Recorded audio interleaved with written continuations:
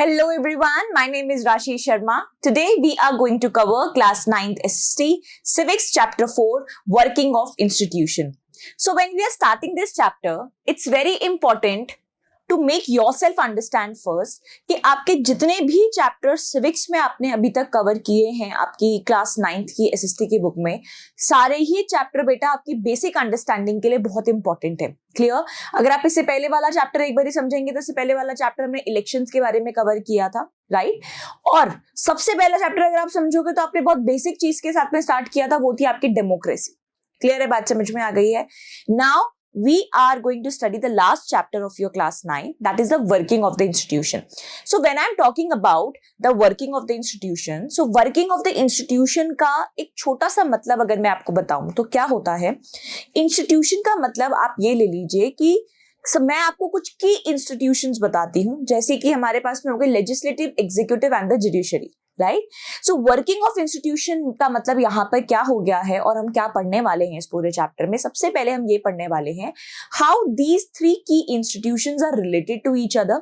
Relation in not that sense कि ये दोनों एक दूसरे की पावर्स को स्टॉप करते हैं या ये एक दूसरे की पावर को ओवरलैप करते हैं. That's not like that, right? So basically how the judiciary, legislative, executive and judiciary plays a very important role in implementing something. Clear? समझ में आया? How they check and balance on each other.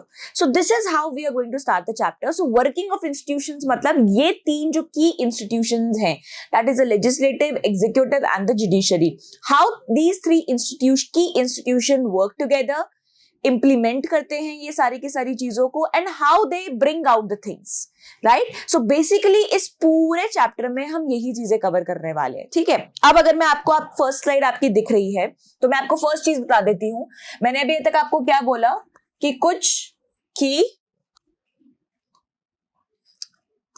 की institutions हैं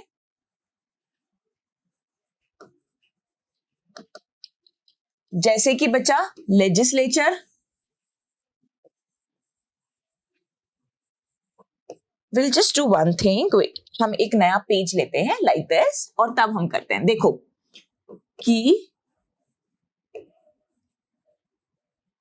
institution, done. की institution,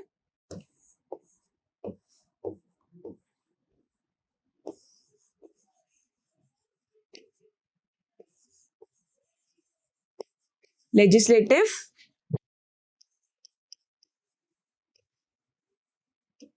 executive and judiciary, right? I just told you this. So we are talking about the key institutions. Key institutions हमारे पास में कौन कौन से हैं? Legislative, executive and the judiciary. When I am talking about legislative, so I am talking about parliament, right? When I am talking about executive, so I am talking about political executive and the permanent executive. When I am talking about judiciary, I am talking about Supreme Court, High Court and various other courts. आ गई है बात समझ में? सो मैंने ये आपको एक छोटू सा एक आप ये समझ लीजिए, आपको छोटे तरीके से समझाया है कि अब हम इस चैप्टर में क्या पढ़ने वाले हैं बच्चे. हम इस चैप्टर में ये समझने वाले हैं कि किस तरह से पार्लियामेंट पॉलिटिकल और परमानेंट एग्जीक्यूटिव के साथ में मिलकर कोई डिसीजंस लेती है. Then how judiciary is also important in taking those decisions, right? So legislative, executive and judiciary ये तीनों अलग अलग ऑर्गन्स है, समझ में आ रहा है? But how when some decisions are taking, तो ये तीनों का रोल कितना इंपॉर्टेंट है और ये तीनों किस तरह से अपने रोल को एक्चुअली में 100% निभाते हैं, करते हैं काम कोई भी चीज को इंप्लीमेंट करने के लिए, वो हम इस चैप्टर में कवर करने वाले हैं. आ गई है बात समझ में? So this is how we are going to cover the chapter which is the working of institution. So अगर मैं आपसे ओवरव्यू की बात करूं, so today in this session we are going to cover how is a major policy decision taken. Then we will be covering the in another session about the Parliament. Parliament is a part of the legislature only. political executive, executive part, prime ministers and the council of ministers, the president, the judiciary. So this is how we are going to cover the whole chapter, right? And after reading this chapter, after understanding this chapter, you are going to understand very basic thing about the government. Clear? So let's start without wasting the time. So when I'm talking about the first part, that is the how is a major policy decision taking, तो हम इसमें एक छोटे से example के साथ में चीजों को कवर करेंगे. It's not even an example, ये एक बेसिक चीज जो हुई है हमारी इंडिया में, हम उस चीज से कवर करेंगे और फिर हम उसको समझेंगे कि किस तरह से उस एक प्रॉब्लम को कह लीजिए आप, या उस एक एग्जाम्पल से किस तरह से हमने समझा कि how all the governments and how all the key institutions are coming together to take a particular decision और to help some people. Clear है? बात समझ में आ गई है? बहुत ज्यादा खिचड़ी हो गई होगी, लेकिन जैसे जैसे आप एक एक स्लाइड पढ़ते चले जाओगे आपको समझ में आ जाएगा कि मैं आपको कहना और समझाना क्या चाह रही थी. ठीक है बच्चा? So let's start. How is a major policy decision taken? In 1979, the government of India formed the second backward class commission. It was headed by B.P. Mandal. So it's popularly known as the Mandal Commission. So basically 1979 की अगर मैं बात करूं, so government of India ने एक second backward class commission form करी थी, जिसमें वो बेसिकली किसके बारे में बात कर रहे थे? बैकवर्ड क्लास लोगों के बारे में बात कर रहे थे, उनको हेल्प करने की बात कर रहे थे, उनको जो बहुत पीछे है उनको आगे लाने की बात कर रहे थे. ये किसने सेकेंड कमीशन जो थी, सेकेंड बैकवर्ड क्लास कमीशन जो थी, किसने हेड करा था बेटा? बीपी मंडल ने हेड किया था. इसलिए इस पूरी कमीशन को एक दूसरे नाम से भी बोलते हैं, that is the Mandal commission. ठीक है जी. अब एक बात मैं समझाती हूँ. मैम आपके दिमाग में आएगा मैम सेकंड यहाँ पे है तो फर्स्ट का थी. फर्स्ट क्लास कमीशन की अगर मैं बात करूं, काका कलेलकर लेकर आए थे फर्स्ट क्लास कमीशन इन 1953 बेटा. ठीक है. उन्होंने भी सेम चीज बात करने की कोशिश करी थी कि वो बैकवर्ड क्लास जो एजुकेटेड बैकवर्ड क्लास लोग थे, या आप ये कह लीजिए जो बहुत गरीब लोग थे, वो उनके बारे में ही क्या बात करनी, उनके बिहेवियर पैटर्न, उनके साथ में क्या परेशानियां हैं, उनके बारे में उन्होंने बात करने की कोशिश करी. But the criteria which he used in identifying the backward class was something which was not being accepted by the central government. तो इसलिए उनकी recommendations जो थी वो पूरी नहीं हुई. उनकी recommendations पूरी नहीं हो पाई, इसलिए क्या हुआ? Second backward class commission formed हुई under the leadership of the BP Mandal. इसलिए हम उसे क्या बोलते हैं? मंडल कमीशन. फर्स्ट क्लास आपके इसमें नहीं है, आपके एनसीईआरटी में नहीं दे रखी है. मैंने आपको जस्ट एक नॉर्मल आपके एक ब्रीफ उसके लिए कि आपके दिमाग में क्वेश्चन आएगा मैम सेकंड थी तो फर्स्ट कब आई थी? तो फर्स्ट काका कलेलकर के नाम से आई थी और उसको लेकर कब आए थे? वो 1953 में आए थे. बट उनके रिकमेंडेशन सेंट्रल गवर्नमेंट ने नहीं माने थे क्योंकि वो उन्हें बहुत ही वॉइड लग रहे थे, क्योंकि उनका क्राइटेरिया प्रॉपर नहीं था. इसलिए सेकेंड बैकवर्ड क्लास कमीशन आई थी. क्लियर है बच्चा? समझ में आ गई है? अब मैं एक चीज आपको समझा देती हूं. जब हम इसकी बात कर रहे हैं तो मैं आपको कुछ कुछ चीजें और समझाती जाऊंगी हर एक स्लाइड के साथ में, जिस तरीके से कि किस तरीके से क्वेश्चंस आ सकता है, किस तरीके से क्या क्या चीजें आपसे पूछी जा सकती हैं. So when I am talking about this slide, so definitely this question can come in your MCQ. ठीक है कि फर्स्ट सेकंड क्लास कमीशन जो सेकंड बैकवर्ड क्लास कमीशन जो थी उन्होंने उसको किसने फॉर्म किया था? So BP Mandal. और उसका दूसरा नाम क्या है? So Mandal commission. Am I clear with this? तो दो एमसीक्यूज आपके यहां से आ सकते हैं बच्चे, मैंने आपको उसका एग्जाम्पल बता दिया है. क्लियर बेटा?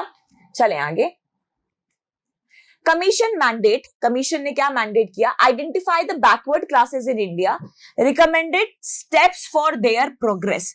बैकवर्ड क्लास जो सेकंड बैकवर्ड क्लास कमीशन थी उसने क्या क्या मैंडेट किया, क्या क्या चीजें उसने टेक केयर करी? उसने आइडेंटिफाई किया बैकवर्ड क्लासेस, कौन कौन सी क्लासेस बैकवर्ड क्लासेस है इंडिया में, और फिर रिकमेंड करे स्टेप्स की उनको किस तरह से हम प्रोग्रेस करवा सकते हैं. क्लियर? Commission recommendations. कमीशन की रिकमेंडेशन क्या आई? Reserve 20% of government jobs for these backward classes. Or the commission came up with a suggestion. The suggestion was that we should give 20% of the government job reservation to these backward classes. So this was the recommendation of the second backward class commission. It can also come in your MCQ. See that what was the recommendation given by the second backward class commission. So 27% of job reservation in government jobs is a recommendation which has been given by the second class commission. Clear है? समझ में आ रहा है? Second class commission, that means second backward class commission. आगे बात समझ में? So 3 questions अभी तक आपको 2 स्लाइड्स में से मैंने समझा दिए हैं. Second backward class commission किसने हेड करी, दूसरा नाम क्या था और क्या रिकमेंडेशन वो अपने साथ में लेकर आए थे. क्लियर है? बात समझ में आ गई है बच्चा? The Mandal Commission's recommendations were discussed in the Parliament, right? जो भी recommendation थी, जो उस commission ने recommendation दी, उस recommendation को क्या किया गया, पूरा discuss किया गया Parliament में कि क्या ये सही है, क्या ये गलत है, पूरा discussion हुआ Parliament में. So अभी आप notice कर रहे हो कि Parliament का role यहाँ पर आ चुका है. दैट मीन्स की फीचर ऑफ इंस्टीट्यूशन में से पहला इंस्टीट्यूशन का जो है सबसे इंपॉर्टेंट इंस्टीट्यूशन पार्लियामेंट, उसका रोल आ चुका है एक डिसीजन को लेने के लिए. Clear? Many politicians and parties demanded their implementations. 27% of the government jobs में reservation for the backward class, ये रिकमेंडेशन जो थी ये बहुत सारे लोगों ने क्या करी, सपोर्ट करी और इसके इंप्लीमेंटेशन के लिए उन्होंने क्या करा, मांग रखी, अपनी आवाज उठाई that they should really get implemented. Clear?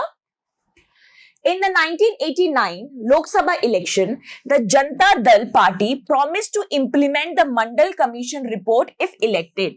So basically एक नेता को क्या चाहिए था, एक मौका कि मैं लोगों को इस चीज के लिए बोलूंगा कि मैं आपके लिए ये करूंगा और वो मुझे जिताएंगे. सेम मौका कब मिला? 1989 में मिला. किसको मिला? लोकसभा इलेक्शंस के टाइम पे जनता दल पार्टी को मिला. जनता दल पार्टी ने क्या बोला बच्चा कि अगर आप मुझे ये मेरे इलेक्शंस को जिता देते हो तो मैं क्या करूंगा, जो मंडल कमीशन की रिकमेंडेशन है उसे क्या करवाऊंगा, फुल्ली इंप्लीमेंट करवाऊंगा ही करवाऊंगा. सो ये उसने किसको बोला, किसने बोला? जनता दल पार्टी ने बोला. किसको बोला बच्चे? वहां के लोगों को बोला. क्लियर है बच्चा? समझ में आ गई है? After winning the elections, VP Singh from Janata Dal became the prime minister. ठीक है, जनता दल पार्टी जो इलेक्शंस हुए थे 1989 में, उसके जब वो जीत गई पार्टी तो उसका प्राइम मिनिस्टर कौन बने? वीपी सिंह बने. और वीपी सिंह ने बनते ही क्या, और वीपी सिंह ने बनने से पहले क्या बोला था कि मैं क्या करूंगा, आपके लिए इंप्लीमेंट करवाऊंगा. देखो, it's written party promised to implement the Mandal Commission report if elected, right? So after winning, who win? VP Singh win. So VP Singh ने बनते ही उसने प्रॉमिस किया था तो उसको करना ही था, तो डेफिनेटली उसने वो इंप्लीमेंट करवाया. The president announced the government's intention to implement the recommendations. ठीक है, प्रेसिडेंट, अब देखो, अब बात आ चुकी है प्रेसिडेंट की. प्रेसिडेंट भी इन्वॉल्व हो चुका है एक डिसीजन को लेने के लिए. सो प्रेसिडेंट ने अनाउंस किया that the government's intention to implement the recommendation, कि गवर्नमेंट एक्चुअली में क्या चाहती है, गवर्नमेंट के इंटेंशंस क्या हैं, इस रिपोर्ट को या इस रिकमेंडेशन को वो क्यों अप्लाई करवाना चाहती है, क्यों इंप्लीमेंट करवाना चाहती है, वो प्रेसिडेंट ने आगे बताया. Clear? On 6 August 1919 the union cabinet formally decided to implement the recommendation. So finally जो रिकमेंडेशन थी 27% of reservations of job for the backward class, वो कब अप्रूव करी गई बच्चे? 6 अगस्त 1989 में इलेक्शंस हुए, वो जीता. 1990 में उन्होंने क्या करवा दिया, उसको इंप्लीमेंट करवा दिया. Prime Minister VP Singh informed Parliament about this decision. A formal order was issued on 13th August 1990. Clear है? एक formal order अगर मैं कह लूं तो formal order कब मतलब आया गवर्नमेंट के तरफ से? 13th August 1990 को. Clear है? यहां तक बात समझ में आ गई है? This decision led to the widespread debates and the protests across the country. बहुत सारे लोग थे जिनको ये चीज अच्छी लग रही थी, बहुत सारे ऐसे लोग थे जिनको ये चीज पसंद नहीं आ रही थी. तो there was a widespread debates and the things which are going on. लड़ाइयाँ, दंगे, बहुत सारी चीजें आपको मतलब उस वक्त हमें इस चीज को देखने को मिली, क्योंकि बहुत सारे लोग ऐसे थे जो इस चीज को पॉजिटिव वे में ले रहे थे, बहुत सारे लोग ऐसे थे जो इस चीज को नेगेटिव वे में ले रहे थे. So they were mixed emotions of the people. Clear?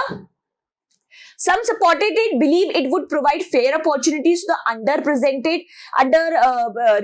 communities. Others opposed it, arguing it would lead to the inequality and promote the caste division. किन्हीं लोगों को लग रहा था कि ये सिस्टम जो लेकर आए हैं, ये रिजर्वेशन जो लेकर आए हैं, ये अच्छी चीज है, क्योंकि जो लोग बेचारे आगे आ ही नहीं पा रहे हैं, ये उनको अपग्रेड करने के लिए बहुत अच्छी चीज है. बट कुछ लोगों को लग रहा था this is something which will create more inequality. So mixed emotions, mixed लोगों के व्यूज थे इसके बारे में. किया Some individuals and group opposed to the decision filed case in the courts. कुछ लोग तो इतने ज्यादा इससे नाखुश थे डिसीजंस के साथ में कि उन्होंने केसेस कर दिए थे कोर्ट्स में जाकर इसके खिलाफ कि हमें ये रिकमेंडेशन अब नहीं चाहिए या हमें रिकमेंडेशन होनी नहीं चाहिए थी. Clear?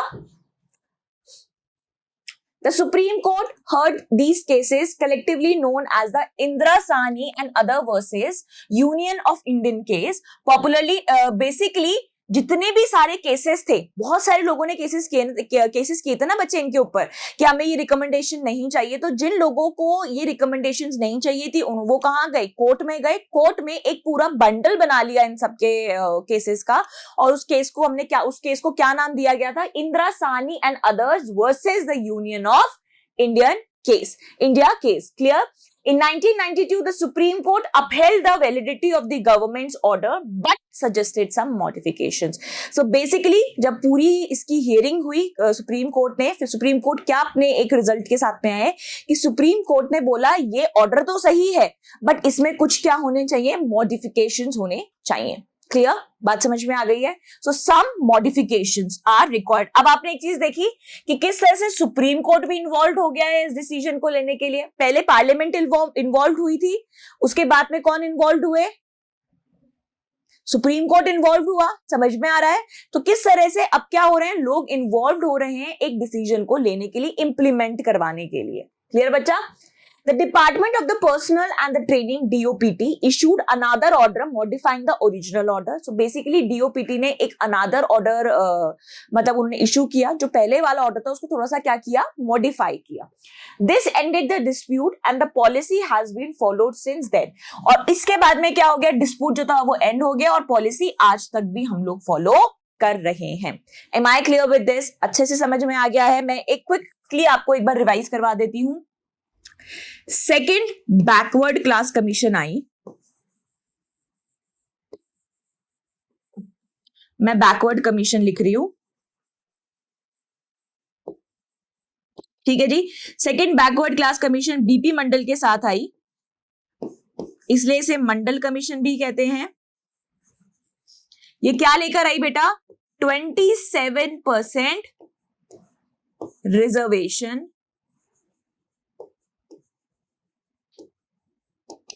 for backward class. Done. आगे बात समझ में? बहुत सारे लोगों ने इसको क्या किया? अप्रूव भी किया. बहुत सारे लोगों ने इसको क्या किया? डिसअप्रूव भी किया. जिन लोगों ने डिसअप्रूव किया वो लोग कहां चले गए? सुप्रीम कोर्ट चले गए. जिन लोगों ने अप्रूव डिसअप्रूव दोनों किया तो उससे पहले क्या हुआ था? डिस्कशन हुआ था. डिस्कशन कहां हुआ? पार्लियामेंट में हुआ. सुप्रीम कोर्ट में गए. सो सुप्रीम कोर्ट में जाने के बाद में क्या हुआ बच्चे? सुप्रीम कोर्ट में जाने के बाद में सुप्रीम कोर्ट ने एक केसेस का बंडल बना लिया, Sawhney and others versus the Indian union case. Clear है? बात समझ में आ गई है? और फिर उसका फाइनल रिजल्ट क्या निकला कि सुप्रीम कोर्ट ने भी ये डिसीजन लिया कि this is okay but there is the requirement of some modification in this order. तो सुप्रीम कोर्ट ने क्या किया? मॉडिफिकेशंस करे कुछ ऑर्डर एंड देन फाइनली एक दूसरा ऑर्डर आया पहले ऑर्डर में कुछ मॉडिफिकेशंस के साथ में. आ गई है बात समझ में? यहां तक बिल्कुल समझ में आ गई है? कंक्लूजन क्या निकलता है अब इस पूरी हमने जितनी भी अभी कहानी सुनी सेकंड बैकवर्ड क्लास कमीशन की, उनके रिकमेंडेशन की, फिर लोगों में लड़ाइयां हो गई कि ये होना चाहिए ये नहीं होना चाहिए, पार्लियामेंट में डिस्कशंस हो गए, फिर ये लोग सारे के सारे कोर्ट पहुंच गए. तो इन सबको पढ़ने का कारण क्या था? कंक्लूजन क्या निकला हमारा? The implementation of the Mandal Commission involved various institutions like the government, parliament and the judiciary. It shows how major decisions are made and implemented in the country. मैंने आपको वही चीज समझाई थी। इस पूरे एक एग्जाम्पल से हमें क्या समझ में आया बेटा कि कोई भी डिसीजन जो होता है ना, आप वो एकदम नहीं ले सकते हो कंट्री में, ठीक है। जैसे आप अपनी फैमिली में नहीं ले सकते हो ना, वैसे ही आप अपनी कंट्री में भी नहीं ले सकते हो। समझ में आ रहा है? In family also what we do is we take some decision, so before taking that decision we do a lot of discussion. हम अपने दादा दादी जी से पूछते हैं, फिर पापा मम्मी से भी बात करते हैं। बहुत सारे डिसीजन, बहुत मेजर डिसीजन लेने के लिए हम यही करते हैं। The same thing goes with the country also. Clear? So country में भी मेजर डिसीजंस लेने के लिए बच्चे बहुत सारे की इंस्टीट्यूशंस होते हैं, उनको भी क्या करा जाता है, लूप में रखा जाता है। उनके हिसाब से डिसीजंस, या पे कह लो उनके साथ में मिलकर डिसीजंस को इंप्लीमेंट किया जाता है। सो यही तो हम इस चैप्टर में पढ़ने वाले हैं कि how these major institutions plays a very important role, right, and what are the working of these institutions. अगर हम पार्लियामेंट की बात करें तो पार्लियामेंट क्या क्या काम करती है, ठीक है। अगर हम एग्जीक्यूटिव की बात कर रहे हैं, पॉलिटिकल एग्जीक्यूटिव, परमानेंट एग्जीक्यूटिव, तो वो कैसे काम करते हैं, how judiciary works. So this is all we are going to cover in this chapter. So ये पूरा आपको अभी तक जो समझाया वो सिर्फ इसलिए समझाया जिससे आप एक्चुअली में नीड समझो कि ये सारे इंस्टीट्यूशंस के बारे में पढ़ना क्यों इंपॉर्टेंट है। क्योंकि कोई भी अगर मेजर डिसीजन आ रहा है तो वो इन इंस्टीट्यूशन के आपस में बातचीत और आपस में चीजों को सॉर्ट करने से ही इंप्लीमेंट हो रहा है। क्लियर है? बात समझ में आ गई है? सो जितने भी ये भी जो भी इंप्लीमेंटेशन हुआ मंडल कमीशन का, involve various institution, government, Parliament, judiciary, and यही बताता है कि how the major decisions are taken by involving everyone together. आ गई है बात समझ में? क्लियर है? Need for the political institution, हमें इन इंस्टीट्यूशंस की जरूरत ही क्या है, ठीक है। हमें गवर्नमेंट की जरूरत क्यों है, हमें जुडिशरी की जरूरत क्यों है, हमें पार्लियामेंट की जरूरत क्यों है, समझ में आ रहा है? So this we are going to cover now. Clear? What government do, government करती ही क्या है, ensure safety and security.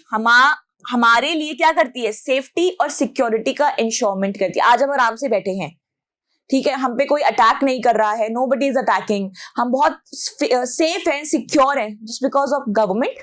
Clear? Provide education and health facilities, हमें प्रॉपर एजुकेशन और हेल्थ फैसिलिटीज प्रोवाइड करवाती है government.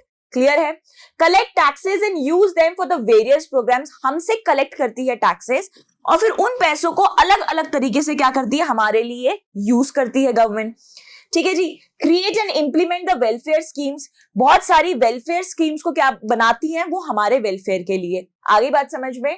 Some people make that, अब इनमें से क्या होता है, कुछ लोग डिसीजंस को लेते हैं, some people make the decisions बनाते हैं, अदर्स इंप्लीमेंट दोज डिसीजंस, दूसरे लोग इंप्लीमेंट करते हैं उस डिसीजंस को, and some will solve disputes, और कुछ लोग जो डिस्प्यूट्स हो जाते हैं, चाहे से वो लोगों के बीच में हो, लोगों से सरकार के बीच में हो, जो भी हो, उनको क्या करते हैं, सॉल्व करते हैं। आगे बात समझ में? अब मैं आपको एक छोटी सी चीज बताती हूँ।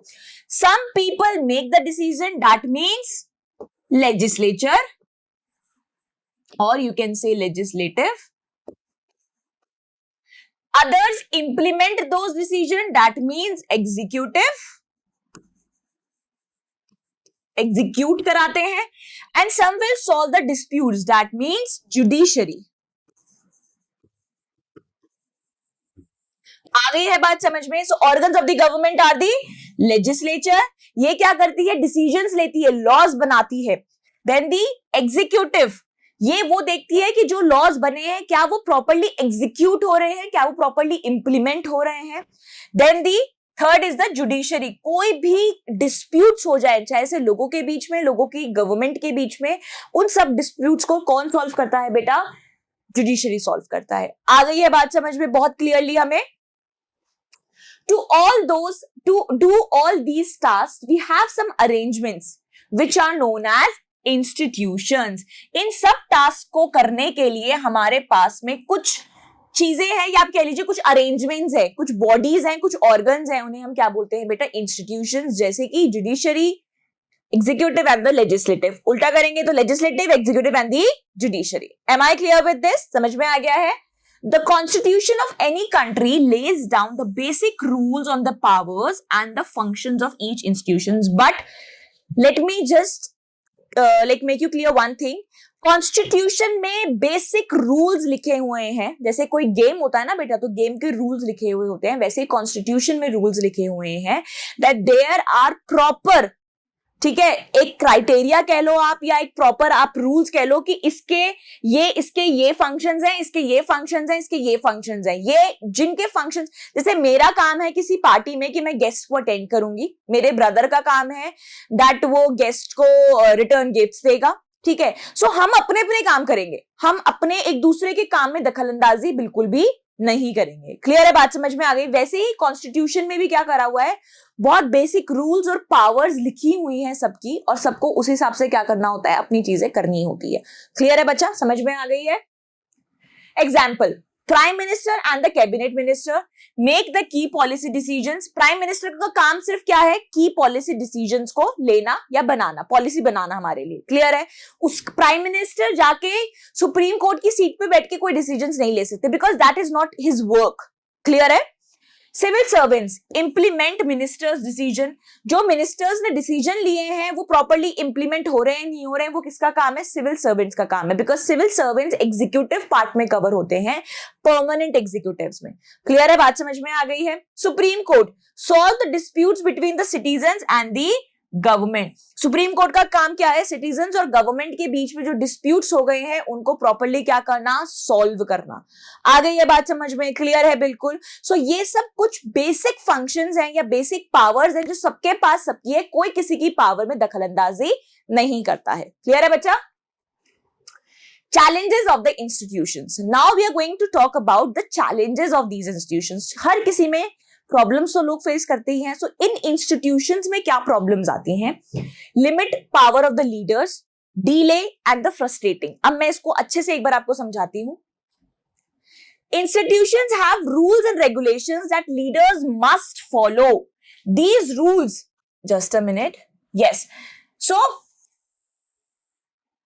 institutions have rules and regulations that leaders must follow. These rules can sometimes limit what leaders can do, right? हर एक इंस्टीट्यूशन, जैसे इंस्टीट्यूशन के ऊपर कॉन्स्टिट्यूशन में बहुत सारे लिमिट्स हैं कि क्या उनकी पावर है, क्या वो काम कर सकते हैं, क्या वो नहीं कर सकते, वैसे ही हर एक इंस्टीट्यूशन में लीडर्स की पावर पे भी बहुत सारी क्या है, लिमिट्स है। कई बार वो अच्छे के लिए होती है, लेकिन कई बार वो लीडर को अपना बेस्ट देने से क्या होती है, रोकती है। आगे बात समझ में, पहले point.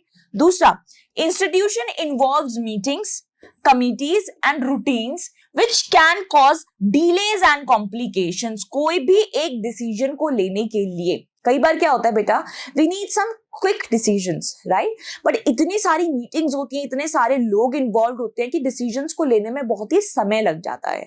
So this is also one of the, you can say, हर एक चीज के में प्रोज एंड कॉन्स होते हैं, ठीक है। तो ये कॉन्स हैं पॉलिटिकल इंस्टीट्यूशंस के, या चैलेंजेस हैं जो पॉलिटिकल इंस्टीट्यूशन क्या करता है बेटा, फेस करता है। पहली बात समझ में आ गई है कि जो लीडर्स होते हैं उनके ऊपर बहुत ज्यादा लिमिट्स होती हैं, तो कई बार वो लिमिट होने के चक्कर में वो अपना बेस्ट नहीं दे पाते हैं। द सेकंड थिंग इज कि बहुत सारे लोग इन्वॉल्व होते हैं डिसीजन को लेने के लिए, तो डिसीजन लेने में बहुत ही समय लग जाता है। क्लियर बच्चा। Dealing with institution can be frustrating because it takes time and effort to get things done, right. So कई बार इंस्टीट्यूशंस में काम कराना बहुत ही मुश्किल होता है, क्योंकि समय बहुत लगता है और मेहनत बहुत ज्यादा लग जाती है एक चीज को कवर करवाने में या एक चीज को इंप्लीमेंट करवाने में। आगे बात समझ में देखो, अब तुम्हें वो तीनों पॉइंट समझ में आएंगे। So challenges of the institutions are limit the power of the leaders. Leader की पावर को क्या कर देता है बेटा, लिमिट कर देता है। तो this is very major part, क्योंकि फिर वो अपना क्या नहीं दे पाता है बच्चा, बेस्ट नहीं दे पाता है। Clear. Delay and the frustrating, ठीक है। डीले का मतलब मैंने अभी आपको समझाया कि बहुत सारे लोग इन्वॉल्व होते हैं, बहुत सारी मीटिंग्स होती हैं, जिसकी वजह से कोई भी डिसीजन को लेने में क्या होता है, डीले होता है। फ्रस्ट्रेटिंग, इसका मतलब क्या हो गया, फ्रस्ट्रेटिंग का मतलब कि कोई भी एक चीज करवाना बड़ा ही मुश्किल काम होता है, क्योंकि टाइम बहुत लगता है, लोगों की मेहनत बहुत लगती है, तो लोग बहुत फ्रस्ट्रेट हो जाते हैं जब वो काम होने में, कंप्लीट होने में या इंप्लीमेंट होने में बहुत ज्यादा टाइम ले रहा होता है। आगे बात समझ में। So these are some challenges of the institutions. Clear. चले, benefits of the institutions. Now we are going to talk about the benefits of the institutions. Different viewpoints, impulsive decisions. Different viewpoints को आप कैसे समझ सकते हो, यहाँ पे देखो मैं एक बार समझाती हूँ। Institution allows wider range of people. Institutions allow wider range of people to be involved in decision making. This means decisions are not made by just one person, but by considering the different viewpoints. Sometimes it's very beautiful thing. Right? बहुत सारे लोग, जब 10 लोग बैठे हैं तो 10 लोगों के दिमाग से बेटा 10 डिफरेंट आइडियाज आते हैं। तो वो कहीं ना कहीं इतनी बड़ी कंट्री को रन करने के लिए बड़ी मजेदार चीज है कि अलग अलग व्यू पॉइंट्स आ रहे हैं। सो this is very good thing of the institutions कि इतने सारे लोग बैठते हैं एक डिसीजन को लेने के लिए। सो डिफरेंट व्यू पॉइंट्स आते हैं तो बेस्ट चीज निकल के आती है। क्लियर है? बात समझ में आ गई है? Second, they ensure that decisions are carefully thought out and not made impulsively. और इतने सारे लोग इन्वॉल्व होते हैं इसलिए उनका बेसिक मोटिव क्या रहता है कि हम जल्दबाजी में अपनी कंट्री के लिए कोई डिसीजन ना लें, कि सोच समझ के अच्छे से डिसीजन ले, इम्पल्सिवली, बहुत जल्दबाजी में हम कोई डिसीजन ना लें। क्लियर है? बात समझ में आ गई है? So these are the benefits of the institutions also. Clear है बच्चा? समझ में आ गई है? Yes. So, learning outcomes now. Describe the background and the recommendation of the Mandal Commission. Very nice. Mandal Commission was headed by BP Mandal.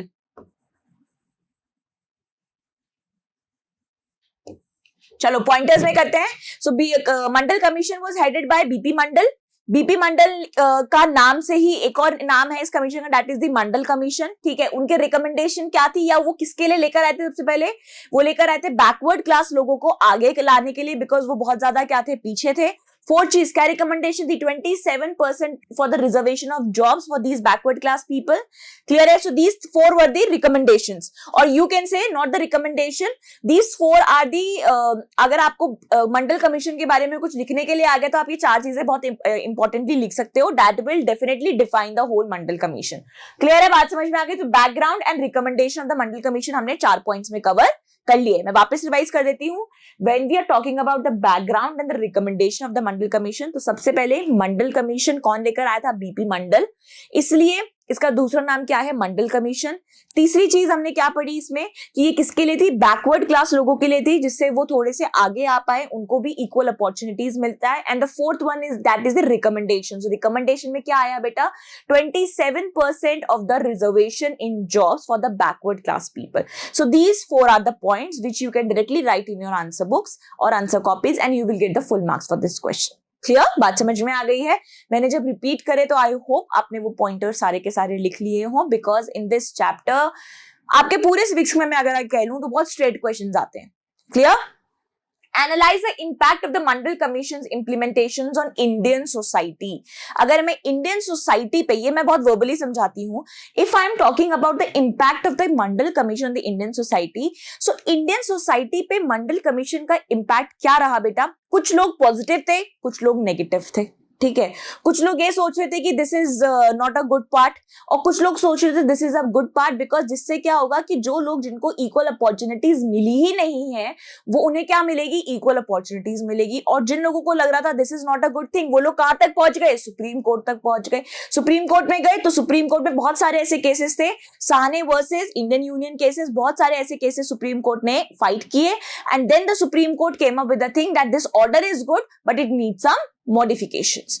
आगे बात समझ में? तो अगर सोसाइटी की मैं बात करूं तो positive and the negative part both are there.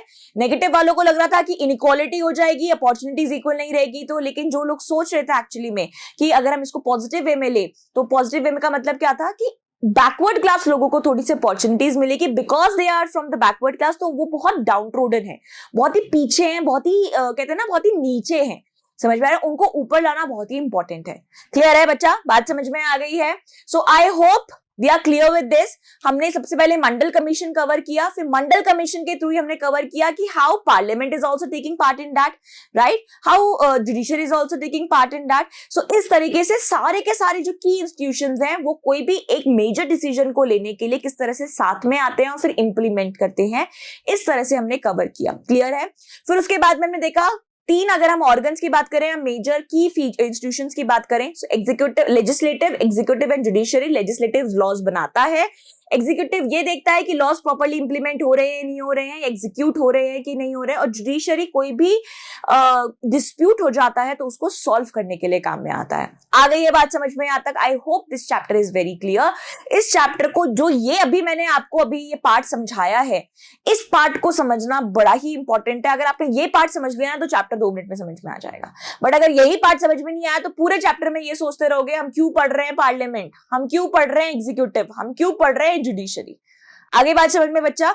सो ये पूरा सेशन पढ़ना समझना बहुत इंपॉर्टेंट है, then only you will got to understand the whole chapter. ठीक है, so let's do some questions जिससे हमें अच्छे से समझ में आ जाए कि हम भूले तो नहीं है कुछ. Clear? First question, which Indian Prime Minister announced the implementation of the Mandal Commission recommendation?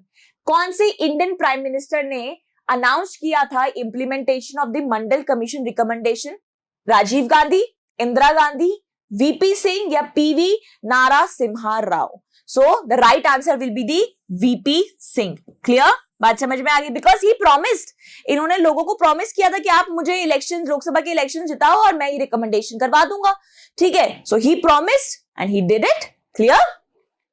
Second, what was the main objective of the Mandal Commission formed in 1979 under the leadership of BP Mandal? To identify economically backward classes, to identify socially and educationally backward classes, to identify politically backward classes, या to identify geographically backward classes. The right answer will be the B, to identify socially and educationally backward classes. Clear है बच्चा? समझ में आ गई है? So, I hope this chapter first part is clear to you. आपको इस chapter का जो फर्स्ट पार्ट हमने कवर किया है वो अच्छे से समझ में आ गया होगा, बिकॉज अगर ये नहीं समझ में आया तो आगे का चैप्टर समझना बड़ा ही मुश्किल हो जाएगा. So please read it again. आप अपनी एनसीईआरटी से वापस स्टार्टिंग के कुछ पैराग्राफ्स को पढ़ो जिससे आपको आगे का पार्ट समझने में इजी रहेगी. ठीक है जी? Thank you so much everyone.